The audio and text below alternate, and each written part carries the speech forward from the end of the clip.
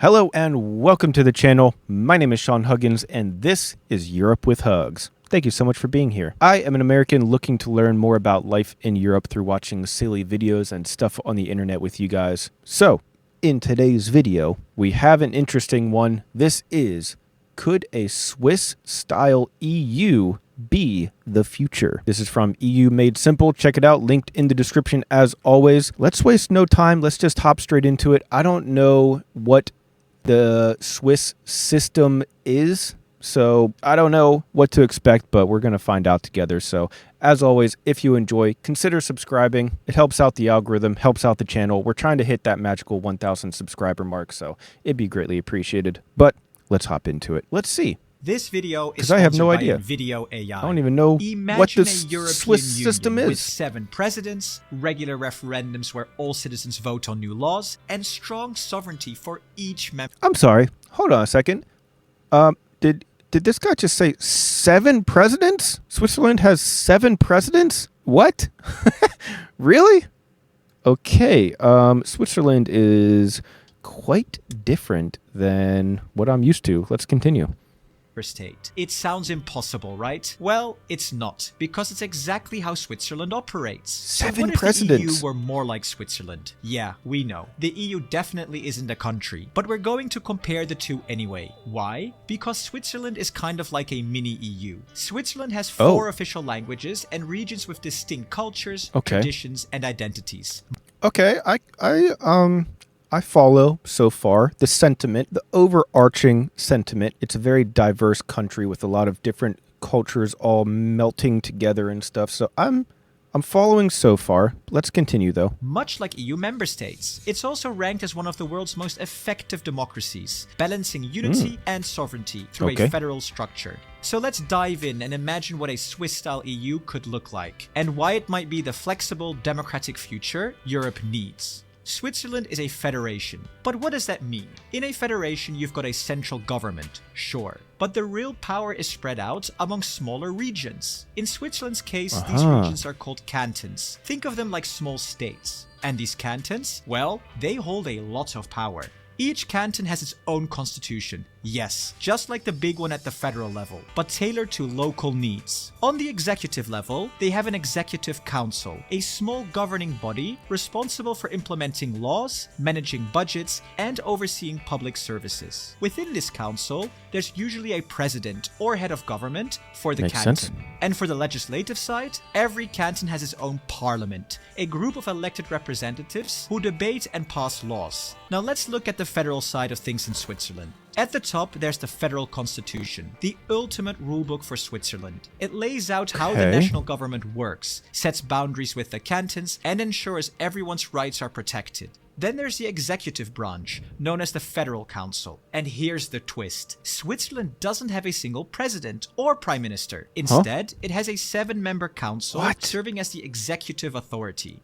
Whoa. 7-member council. 7 council members. Wow. So it's, it's kind of like 7 presidents. That's wild. Each member has a department, like finance or foreign affairs. Oh, this guy looks very angry. This guy looks like an angry beaver. And they make decisions collectively. They even rotate the role of president, mostly a ceremonial position, each year. This keeps the power balanced and avoids the kind of power struggle you might see elsewhere.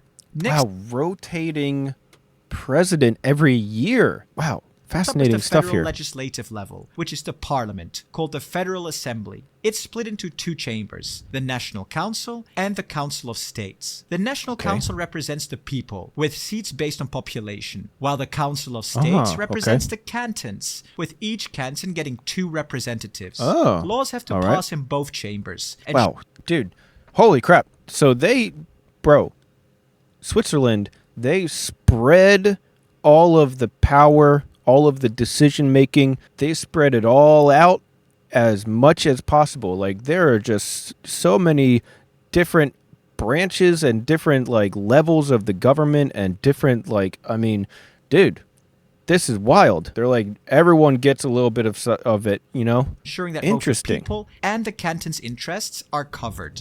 Now, when going back to our overview, there's actually a third level of government in Switzerland. What? The communes. But we won't dive into that today, as things... Communes. Okay, these must be even smaller than the cantons, I would assume. Interesting. Wow, so it goes even deeper. would really Holy get crap. too detailed. So how is the power split? The federal government manages areas like foreign policy, national defense, and trade. Meanwhile, the cantons control things like education, healthcare, and local law enforcement. This... So this is kind of how a lot of people would like America to be run, with the federal government handling some of the major stuff, and then the canton level, or the individual states in America, handling most of the other stuff, if not almost all of the other stuff. Interesting. Balances power. Something tells me this is working a bit better, though. While uniting everyone on the big stuff, like foreign policy. Now this is where the fun begins. Let's imagine an EU based on the Swiss federal model. Okay, we'll start with the legislative level, the federal parliament. Right now the EU has two legislative bodies, the European Parliament with 720 members and the Council of the EU, made up of ministers from each member state. The parliament is actually the only EU body that's directly elected by the people. Council of the EU isn't. In our Swiss-style EU, this setup would look a bit different. The EU Parliament would be split into two chambers, just like in Switzerland. The first chamber would work like Switzerland's National Council, similar to today's European Parliament. This chamber represents EU citizens directly, with seats distributed based on population. So larger countries like Germany and France would have more seats, with smaller ones having fewer. Makes sense. Yeah, I mean, bigger countries, more people, more seats. Elections would be direct, with citizens voting for their representatives every 4 to 5 years. The second chamber would work like Switzerland's Council of States, replacing the Council of the EU. Here, each EU country, big or small, would get equal representation, probably 2 representatives per country. Citizens in each country would elect these 2 representatives directly, giving everyone a say in who speaks for their country.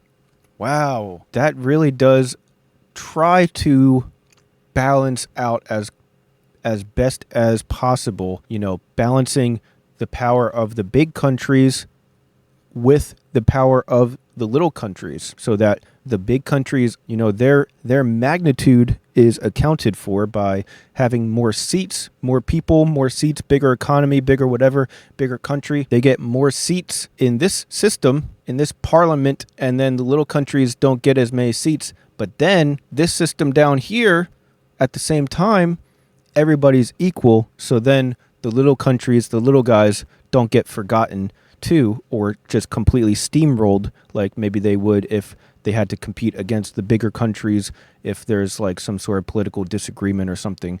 Interesting. So it's kind of trying to combine sort of the best of both worlds. For laws to pass, approval from both chambers is needed. This setup would keep things balanced, ensuring that both the people's interests and the individual countries' voices are heard in every decision.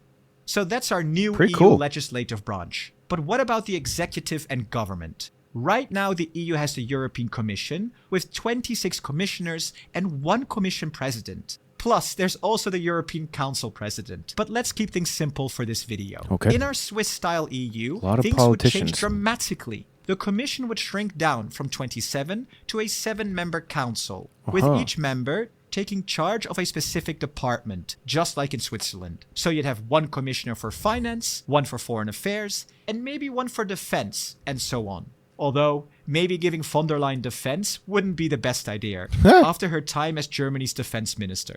And here's the twist. Interestingly, no one would be president for 5 whole years. Instead, the presidency would rotate each year. So maybe von der Leyen would kick things off, but she wouldn't stay in charge for long. She'd pass it over to the next commissioner. Also, currently EU leaders select a commission president without direct public input. In a Swiss-style EU, the European Parliament, elected by the people, would choose the 7 members of the Commission, making them directly accountable to both the Parliament and EU citizens.